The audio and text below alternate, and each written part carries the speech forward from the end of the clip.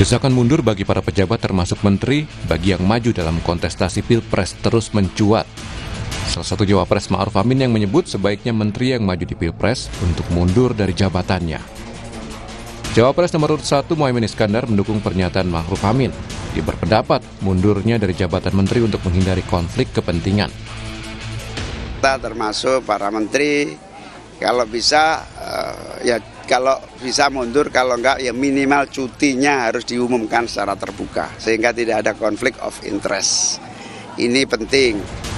Capres nomor urut 3 Ganjar Pranowo juga menilai mundurnya pejabat mengurangi potensi penyalahgunaan kekuasaan meski ada aturan yang memperbolehkan menteri bisa ikut Pilpres tetap bekerja seperti biasa. Tidak mundur sih, karena ketentuannya tidak mundur maka pada tidak mundur. Kalau sebenarnya kemarin ketentuannya mundur karena ini etik, terus kemudian mengganggu kinerja, memang sangat baik kalau mundur gitu. Kalau mundur itu akan berkonsentrasi penuh ya, sehingga nanti kemungkinan akan terjadinya potensi-potensi penyalahgunaan kewenangan, kekuasaan, fasilitas lebih akan terjaga.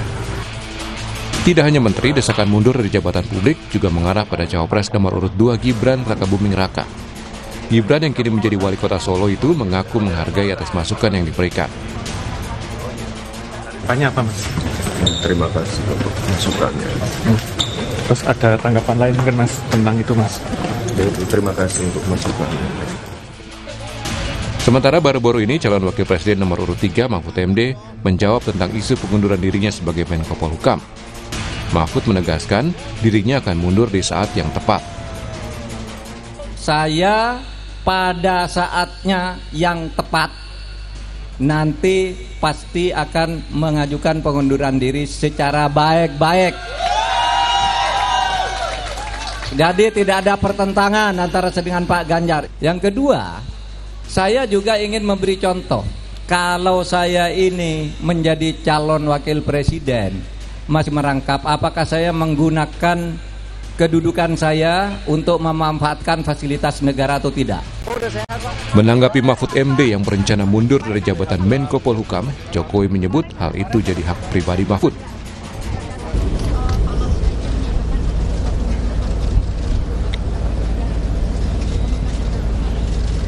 Ya itu hak dan saya sangat menghargai. Seperti diketahui, Pilpres 2024 diikuti bukan hanya oleh satu pejabat publik. Berdasarkan nomor urut, ada Cawapres nomor urut 1, Muhaimin Iskandar, yang adalah seorang wakil ketua DPR RI. Kemudian paslon nomor urut 2 dengan Capres Prabowo Subianto, yang menjabat Menteri Pertahanan, dan Cawapresnya Gibran Rakabuming Raka, yang adalah wali kota Solo. Sementara dari nomor urut 3, Mahfud MD, yang masih menjabat Menko Polhukam, ikut mendaftar sebagai Cawapres. Tim Liputan, Kompas TV. Ya, dengan alasan etika dan juga rawan terjadi penyalahgunaan kekuasaan, para pejabat publik yang maju di kontestasi Pilpres ini didesak untuk mundur. Seperti diketahui, ada 4 pejabat yang maju di dalam kontestasi Pilpres. Ada nama Prabowo Subianto yang juga Menteri Pertahanan, Gibran Rakabuming Raka yang merupakan wali kota Solo, dan juga Muhaimin Iskandar, wakil ketua DPR, dan yang terakhir adalah Prof. Mahfud MD yang merupakan Menko Polhukam. Bakal mundurkah atau justru sayang untuk meninggalkan jabatannya? Kita ulas bersama di pagi hari ini. Sudah ada di studio juru bicara Timnas Anies Muhaimin, sudah ada Pak Syahganda Nainggolan. Selamat pagi, Assalamualaikum Pak Ganda. Selamat pagi, Assalamualaikum pemirsa, semua sehat selalu. Oke, dan juga ada juru bicara TKN Prabowo Gibran melalui sambungan daring, ada Bung Dhanil Anzar Simanjuntak. Assalamualaikum, selamat pagi Bung Anzar. Waalaikumsalam Mbak Disti, selamat pagi. Kabar baik ya? Alhamdulillah baik. Oke, dan juga di studio ada juru bicara TPN Ganjar Mahfud, ada Mas Ciko Hakim. Selamat pagi, Assalamualaikum Mas Ciko. Selamat pagi, Assalamualaikum semua. Oke, dan terakhir ada pengamat politik dari Lingkar Madani, ada Bung Rey Rangkuti. Assalamualaikum Bung Rey. Waalaikumsalam warahmatullahi. Ya, oke, kita langsung saja. Ini kan maju mundur begitu ya, seperti yang dikatakan Prof. Mahfud beberapa waktu yang lalu, kemudian Prof. Mahfud ini bersedia untuk mundur. Kalau kita tarik ke belakang, kemudian ada sejumlah nama pas di 3 paslon ini menduduki di negara atau di pemerintahan begitu. Nah, kalau untuk Timnas Amin sendiri kan ada Muhaimin Iskandar, Caimin yang kemudian menjadi Wakil Ketua DPR, akan mengikuti jejak Prof Mahfud nggak nih? Walaupun memang belum terrealisasi kalau Prof Mahfud ini bakal mundur atau tidak. Ya, saya pikir dari statement terakhir Pak Muhaimin Iskandar, itu kelihatan bahwa Pak Muhaimin sama dengan Pak Mahfud bahwa kekuasaan bukan segala-galanya. Kan Pak Muhaimin mengatakan sangat mengapresiasi dan sangat mendukung Prof Mahfud ya. Jadi saya pikir kita menunggu Prof Mahfud merealisasikan janjinya untuk mundur kalau bisa sebelum tanggal 14 Februari supaya kita dari 01 juga bisa memikirkan untuk Pak Muhaimin mengambil sikap. Jadi nunggu Prof Mahfud dulu nih jadi mundur atau enggak? Karena begini, karena Prof sikap. Mahfud ini kan dia ini guru ya. Dia profesor, guru, dia mengajarkan etika kepada Jokowi dan kepada Prabowo tentunya untuk tidak menyalahgunakan fasilitas-fasilitas negara ya demi kepentingan pribadi. Kan tadi dia ngasih statement itu kita lihat di TV tadi bahwa yang terjadi selama ini ya seperti Prabowo tidak pernah tahu kita kapan dia cutinya. Ya sehingga kita tidak pernah tahu bagaimana dia bisa memisahkan menggunakan uang pajak negara, saya pembayar pajak ya. Kemudian dia menggunakan untuk kepentingan pribadi atau kepentingan Kementerian Pertahanan. Kemarin dalam satu acara saya dengan Bung Dhanil, ya itu Bung Dhanil mengatakan Prabowo itu bisa satu hari 10 kali keliling. Di Indonesia ini ketemu 10 orang, 10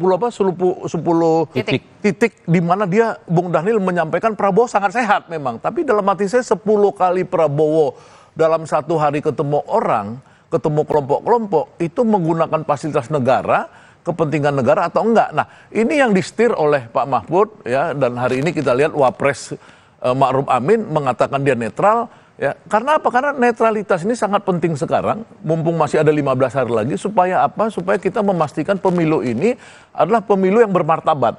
Nah, inilah harapan saya tadi dimulai oleh Pak Mahfud, mudah-mudahan Pak Mahfud ini bisa pada saat-saat ini ya tidak terlalu jauh dari statement dia 2 hari lalu untuk mengambil keputusan secepatnya tentu dengan restu Ibu Mega ya untuk mundur saja menurut saya supaya yang lain bisa ngikutin gitu. Jadi kalau Caimin sendiri nungguin Prof Mahfud dulu mundur baru akan menentukan sikap begitu? Ya iya karena dia profesornya kan.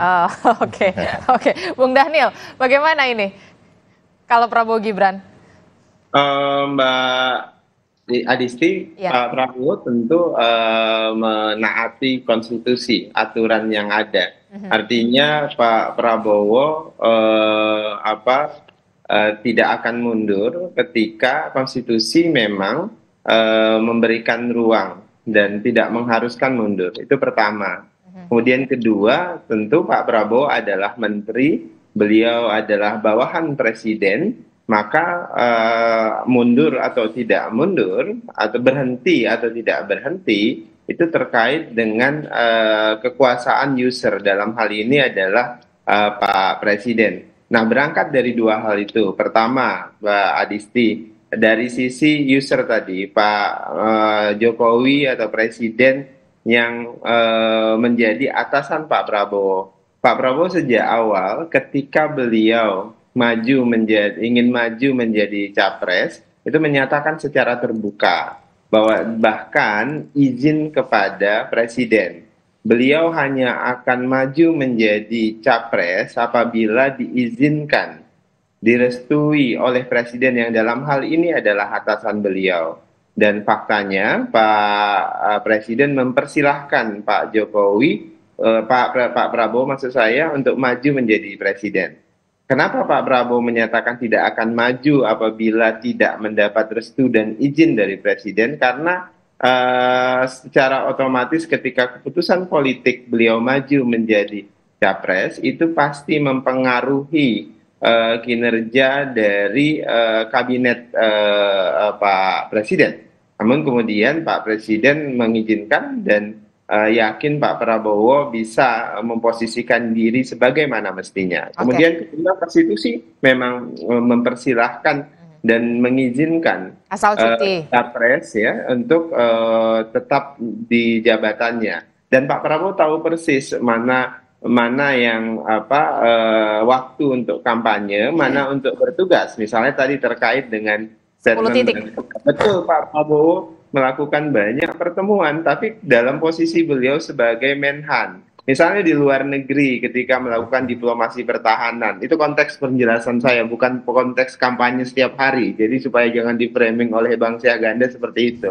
Jadi ketika ada ditebar isu-isu Pak Prabowo sakit, seolah-olah tidak kompeten terkait dengan kesehatan beliau. Pak Prabowo itu berkegiatan di luar negeri, bertugas sebagai Menhan, bisa banyak pertemuan dengan banyak pihak dalam satu hari. Dan bahkan di satu hari di negara A, kemudian pindah ke negara B dan segala dan lain-lain, itu tetap itu konteks pesan yang saya sampaikan. Termasuk di dalam negeri ketika bertugas sebagai Menhan, beliau bisa bertemu dan berkegiatan di 10 titik kegiatan, baik di tingkat prajurit, kemudian rapat-rapat, atau kemudian kunjungan-kunjungan ke banyak tempat-tempat prajurit atau di industri pertahanan dan sebagainya. Oke, jadi berarti yang 10 titik itu adalah Pak Prabowo as a Menhan. Mbak Adisti, yang saya jelaskan tadi adalah bahwasannya dalam konteks tuduhan yang sedang dialamatkan seolah Pak Prabowo tidak sehat dan sebagainya, saya menjelaskan bahwasannya Pak Prabowo sangat fit. Bahkan sebagai Menhan, beliau bisa berkegiatan di 10 titik, di 10 kegiatan dalam satu hari, di dalam maupun luar negeri. Itu teksnya. Apalagi kalau kemudian dijelaskan kampanye. Kampanye kalau dalam jadwal kampanye misalnya, ketika beliau cuti, beliau bisa melakukan kegiatan yang jauh lebih banyak. Nah, teks dan konteks yang saya sampaikan tadi terkait dengan ada upaya lawan politik atau rival politik menebarkan isu seolah-olah Pak Prabowo ini tidak fit, Pak Prabowo ini tidak sehat, sehingga itu membuat Pak Prabowo tidak pantas menjadi presiden. Itu yang ingin ditebarkan banyak pihak. Tapi kemudian saya jelaskan, bahkan kemarin Bang Ganda juga jelaskan, Rocky Gerung menjelaskan Pak Prabowo juga sangat sehat, Pak Prabowo sangat fit, beliau bisa melakukan banyak aktivitas sehari-hari. Oke, Pak Ganda ada Ya, yang ingin... enggak, saya cuma bertanya bagaimana Pak Prabowo ini ya dalam 10 titik pertemuan yang tentu kalau Menteri Pertahanan datang ke Padang, datang kemana itu kan nggak ada urusan 10 titik pertahanan. Pasti dia ketemu dengan masyarakat. Nah, bagaimana dia bisa men-switch antara dia pakai mobil dinas dengan mobil non-dinas? Ya, ongkos dinas, ajudan-ajudan apa segala, ya itu tidak dipakai ketika dia sebagai calon presiden. Kemudian pesawatnya yang dia pakai, misalkan, apakah itu betul-betul sudah dilaporkan kepada KPU dan bisa diperiksa BPK nantinya dan lain-lain, bahwa dia memang itu bukan soal, ini isu saya bukan sehat nggak sehat. Bagaimana di 10 titik yang Bung Daniel sampaikan itu Pak Prabowo itu bisa memisahkan dia itu menggunakan pajak negara untuk kepentingan pribadi atau untuk kepentingan negara. Itu aja sebenarnya. Jadi penggunaan fasilitas negara ketika berkunjung ke 10 titik. Karena isunya itu kenapa perlu cuti kan supaya itu kan Pak Mahfud udah bilang ya, apalagi di satu channel ya, misalkan saya sebut aja di Profesor Renal Kasali, wawancara dalam antara Mahfud MD dengan Prof Kasali, kan Pak Mahfud MD bilang, saya ini ingin memberi teladan kepada kalian ini ya, kalian itu kan pasti capres lainnya, salah satunya Prabowo, bahwa jangan menggunakan fasilitas negara, misalkan datang ke Jawa Tengah disambut ya oleh pemerintah daerah Jawa Tengah, padahal dia datang sebagai apa? Dia datang sebagai capres, bukan datang sebagai menteri. Oke, ini yang itu loh, kemudian harus diklarifikasi Bung Daniel. Untuk di 10 titik ini Pak Prabowo dengan sebagai Menteri Pertahanan ataukah kemudian menjadi sebagai calon presiden? Mbak, itu terang ya, itu dan jelas. Ketika beliau melakukan kampanye, tentu beliau tidak menggunakan fasilitas negara. Jadi firm ya, tidak menggunakan fasilitas negara. Misalnya yang dijelaskan, Pak Prabowo itu tidak pernah menggunakan kendaraan dinas negara bahkan. Kendaraan yang beliau pakai itu kendaraan pribadi. Sampai dengan detik ini, Anda harus lihat Pak Prabowo jarang menggunakan kendaraan dinas. Kalau kemudian ada plat Kemhan, itu ya kendaraan yang memang pribadi beliau yang ketika beliau bertugas sebagai Menhan harus menggunakan plat Menhan. Ya, sama aja. Dan termasuk ajudan termasuk para pengawal beliau itu sebagian besar adalah pengawal pribadi. Toh dalam konstitusi, dalam undang-undang kita yang melekat itu masih bisa dipakai. Nah, itu yang harus dipahami. Kemudian kedua, bagaimana beliau men-switch misalnya kegiatan-kegiatan beliau sebagai Menhan dan sebagai capres. Itu tadi syaratnya satu, tidak menggunakan fasilitas negara. Dan kalau menurut saya ini gagal, Mbak. Hadir di banyak kegiatan kampanye itu tidak pernah menggunakan fasilitas negara. Ketika beliau sebagai Menhan, tentu beliau menggunakan fasilitas negara. Ketika beliau sebagai Menhan, ketika beliau sebagai capres, itu tidak satu pun beliau pernah dan mau menggunakan fasilitas negara. Bahkan kalau Anda perhatikan, kalau ada orang teriak Pak Prabowo presiden segala macam, beliau selalu larang ketika ada kunjungan beliau sebagai Menteri Pertahanan. Menteri Pertahanan. Itu etikanya. Bahkan misalnya contoh ya, jangankan terkait ini, terkait dengan kehidupan beragama saja, ketika beliau hadir di masjid segala macam, beliau tidak mau ada yang teriak beliau sebagai capres. Berbeda dengan capres yang lain, bahkan berkampanye di masjid begitu. Jadi Pak Prabowo paham betul etika-etika begini. Terkait dengan fasilitas negara, terkait dengan kehidupan beragama. Oke, baik. Sedikit, 1 detik. Justru ya, waktu debat capres itu, debat capres itu, seluruh rakyat Indonesia melihat Pak Prabowo membawa ajudan. Itu nggak ada urusan melekat, itu fasilitas negara. Karena dia nggak cuti, harusnya cuti. Itu capres Anda itu juga menggunakan fasilitas negara. Enggak, itu beda. Oke, baik. Yang namanya polisi, semua capres itu disediakan. Jadi Anda mulai ngaco dalam poin. Bukan polisi itu yang kemudian pihak militer memberikan statement. Namanya ajudan itu melekat. Kalau dia cuti, coba tiru ya 2014, Prabowo presiden, wakil presidennya Hatta Rajasa itu mengundurkan diri. Oke, Bang Ganda, Bung Daniel, baik. Sebentar. Kita juga harus memberikan waktu untuk Mas Jiko. Kita juga harus memberikan waktu untuk Mas Jiko. Walaupun semuanya benar apa yang dikatakan. Durasinya kita terbatas. Mas Jiko, ini bagaimana kalau Prof Mahfud ini sendiri kan memang sudah terang-terangan mengatakan saya akan mundur, tinggal menunggu momentum yang jadi gini, kronologisnya kan kita harus lihat kronologisnya dulu. Pak Mahfud tadinya memang melakukan kampanye ini setelah menjabat sebagai Menko Polhukam. Artinya beliau berusaha betul 100% dengan daya upayanya untuk tidak menggunakan fasilitas negara. Dan beliau berhasil. Sampai hari ini beliau berhasil, dan itu bagian dari beliau mencontohkan kepada menteri-menteri yang lain. Bisa dipastikan tidak menggunakan fasilitas negara? Ya, beliau berupaya betul sambil memberikan contoh. Dan benar-benar cutinya dilaporkan dan lain-lain. Nah, ini tadi yang dikatakan oleh Daniel, saya ingin menimpali sedikit gitu soal masalah jabatan Kemenhan, Menteri Pertahanan dan posisinya sebagai calon presiden. Itu kan melekat dua-duanya, dan kita bicara soal aturan-aturan yang dilanggar kadang-kadang rancu ya. Cuma kan ada etika, ada moral, ada azas kepatutan dan lain-lain. Nah, kita lihat kadang-kadang dicari ruang-ruang untuk mengampanyekan dirinya sebagai ketika dia menjabat sebagai Menhan. Contohnya aja baru kemarin hadir bersama Pak Jokowi ketika Pak Jokowi mengatakan bahwa presiden itu punya hak dan lain-lain, hak politik. Maksudnya yang pas di Halim kemarin. Itu kan dalam acara penyerahan Hercules gitu. Seakan-akan kan itu sebagai keberhasilannya Menhan gitu. Walaupun ya kalau kita bisa katakan itu pesanan Hercules, Super Hercules itu pesanannya Pak Riamrizal Triakudu ya.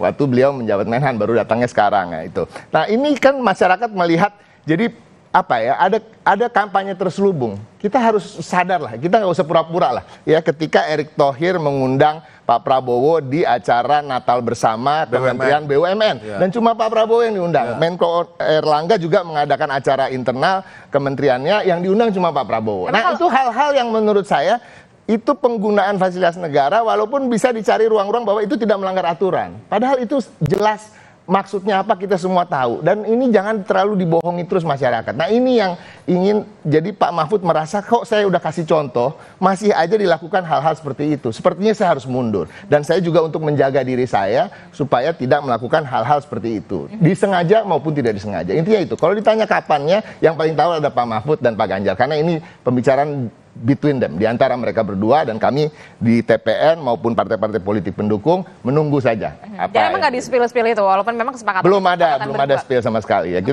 Februari sore atau sebelum 14 Februari? Insya Allah sebelum. Sebelum 14 Februari. Wah, alhamdulillah. Ya kan gitu, insya Allah. Oke, baik. Bung Rey, apa yang bisa dicermati dari ketiga tim sukses ini dari perdebatan yang tadi cukup sengit antara Pak Ganda dan juga Bung Dhanil? Apalagi soal maju atau mundur tapi belum terrealisasi. Seperti apa? Apakah memang ada yang untung, ada yang buntung di sini? Saya melihatnya ini bukan lagi urusan pilpres ya menurut saya, bukan lagi urusan pemilu. Menurut saya sih udah urusan lebih dari sekedar pilpres. Ada kekecewaan yang begitu tinggi menurut saya di lingkup kepada Pak Jokowi tentu, di lingkaran pembantu presiden atas berbagai tindakan yang terlihat selama ini dilakukan oleh presiden dalam menghadapi pilpres ini gitu ya. Nah, kekecewaan itu terrealisasi dalam bentuk ketidaknyamanan sebetulnya ya. Bekerja lagi dengan Pak Jokowi gitu. Itu satu. Nah, yang kedua tentu mereka juga punya pikiran ya. Kalau suasananya seperti sekarang dipertontonkan oleh Pak Jokowi, yang besar kemungkinan akan melahirkan sebuah pemilu yang paling buruk dalam sejarah Indonesia, saya kira mereka juga berpikir merasa tidak ingin menjadi bagian dari sejarah itu gitu loh. Nah, oleh karena itu ya memang udah ada problem etik dari awal, bukannya membaik setelah itu misalnya dengan menjaga bagaimana presiden dan seterusnya itu gitu, tapi ada makin kesini makin teruk gitu. Kalau orang Medan bilang ini makin teruk kita ini kata dia kan, makin teruk itu ya itu tadi misalnya ada ibu negara yang pakai 2 jari itu, lalu seperti dibenarkan oleh Pak Jokowi gitu ya, dan seterusnya itu. Jadi orang-orang yang katakanlah seperti figur Pak Mahfud gitu ya, figurnya Sri Mulyani, figurnya Teten Mas Duki, ya, Pak Basuki macam itu kan orang-orang yang dibesarkan dan dilahirkan oleh reformasi gitu, dan mereka berjuang juga untuk reformasi itu. Dan saya kira tidak karena kekuasaan di eksekutif mereka mau membolehkan ada obok-obok terhadap semua demokrasi ini. Dan Anda melihat intervensinya sudah terlalu dalam? Sudah. Saya kira itu nggak lagi jadi perbincangan ini kan. Itu justru karena itulah yang melahirkan keresahan di lingkungan elit ini gitu. Kan keresahan yang begitu memuncak dengan dinasti politik ya, cawe-cawe presiden yang terlalu dalam ya, dan sebagainya gitu. Itu yang saya sebut mungkin ketika putusan MK itu keluar, orang masih berharap Pak Jokowi akan menjaga diri gitu. Tapi kan makin ke sini kelihatan makin teruk itu gitu. Nah, menteri-menteri yang dibesarkan oleh reformasi ini dan ikut berjuang untuk menelurkan reformasi ini, nggak ingin dicatat sebagai bagian dari yang ikut serta membuat demokrasi ini buruk gitu loh. Jadi oleh karena itu ya jauh-jauh hari mungkin dari sekarang mereka akan mengatakan kami akan mundur gitu. Nah, cuma bacaan saya mungkin sebelum pilpres mereka nggak akan mundur. Tapi besar kemungkinan setelah pilpres mungkin mereka bersama-sama akan mundur. Karena itu tadi ya, mereka tidak siap bekerja sama dengan orang yang mengangkangi demokrasi gitu. Karena satu-satunya cara mereka mengikat diri dengan Pak Jokowi itu ya karena Pak Jokowi dianggap figur dari demokrasi itu. Awalnya gitu. Tapi kalau kenyataannya seperti sekarang, dinasti dipromosikan, dipelihara, presiden berlaku seperti tidak jujur itu seolah-olah netral, di belakang tidak ya kan. Masa presiden mengungkapkan bahwa presiden itu boleh kampanye tapi di belakang beliau ada seorang paslon. Mestinya ya itu kan doorstop. Presiden tahu mana etika mestinya. Tapi kan itu kemudian lagi ditanyakan oleh wartawan. Makanya saya mau jawab itu. Itu doorstop. Presiden bisa jawab kok. Mohon maaf, soal ini saya nggak bisa jawab karena ada salah satu paslon di belakang saya. Keren itu. Saya akan jawab nanti di tempat yang lain. Bagaimana sikap saya? Apakah saya akan atau saya akan undang 3 paslonnya? Itu kan pilihan yang bisa disadari ya atau tidak, bukan doorstop. Itu sama seperti bila mengomentari soal kampanye, soal debat yang ketiga itu. Ketika ditanya wartawan, ini doorstop. Tapi kan Anda bisa menjawab tidak kan? Anda bisa mengatakan saya nggak menjawabnya di sini, nanti saya jawab, nanti saya komentari. Ketika dijawab soal debat keempat tentang bagaimana Gibran melakukan tanda kutip serangan kepada Pak Mahfud, beliau tiba-tiba mengatakan, saya nggak ingin menjawab. Kenapa ada 2 sikap yang berbeda di situ kan? Gitu kira-kira tuh. Nah, ini membuat kita apapun nanti dibuat argumennya oleh Pak Jokowi, tapi di mata kita semua mengatakan ini memperburuk situasi Pilpres yang 2024 ini. Oleh karena itu saya lihat apa yang terjadi sekarang ini lebih dari sekedar urusan pemilu, lebih dari sekedar urusan Pilpres. Ini urusan sikap politik.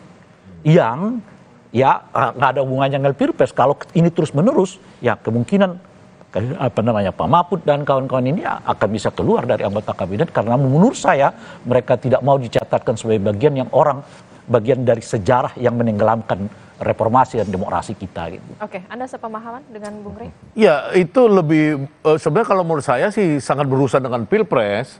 Ya memang situasinya beyond Pilpres menurut Bung Ray, tapi menurut saya gara-gara Pilpres inilah ya rusak semua. Pak Jokowi itu pengen memihak, ya pengen memihak kepada 02, pengen memihak kepada anaknya, tapi dia bingung. Pada bulan Oktober dia bilang netral ketika dia ngundang ya ketiga calon. Pada bulan November 1 November dia mengatakan netral. Ya tiba-tiba kemarin dia mengatakan memihak. Nah ini yang membuat menurut saya itu seperti Pak Mahfud yang orangnya sangat sensitif ya karena dia ini dosen, dia dari hidupnya dari kecil dosen itu kan orang yang, saya kan dosen ya, jadi saya tahu dosen itu kebanyakan orangnya itu dia itu sensitif terhadap etika. Orang boleh berkelit, ini nggak melanggar hukum, ya tapi dosen itu kalau kita masuk ke sebuah jurusan misalkan di UI ya, jurusan ekonomi saya bilang, kamu masuk aja ke ruangan itu langsung tanya di situ, nomor 1 itu etik, nomor 3 responsibility itu. Ya, nomor kapasitas nomor terakhir. Itu kenapa? Karena kita tahu etika itu di atas segala-galanya. Kalau Prabowo mau jadi negarawan, Jokowi mau jadi negarawan, etika itu jangan dibenturkan dengan hukum. Jangan. Kalau kamu mau mihak, ya kan kamu tuh diikutin nanti seluruh ASN karena bapaknya itu Jokowi, maksudnya pemimpinnya, polisi pemimpinnya Jokowi, tentara pemimpinnya Jokowi. Ini bahaya nih, Indonesia nggak stabil nanti. Nah kita juga akan dengarkan dari Bung Daniel nanti akan seperti apa. Ini bukan sekedar Pilpres tapi kemudian tadi juga bisa dikatakan bentuk udah gerakan politik. Gerakan politik. Nah kita akan tunggu bagaimana jawaban Bung Daniel tapi selesai jeda tetaplah bersama kami di Sapa Indonesia Pagi.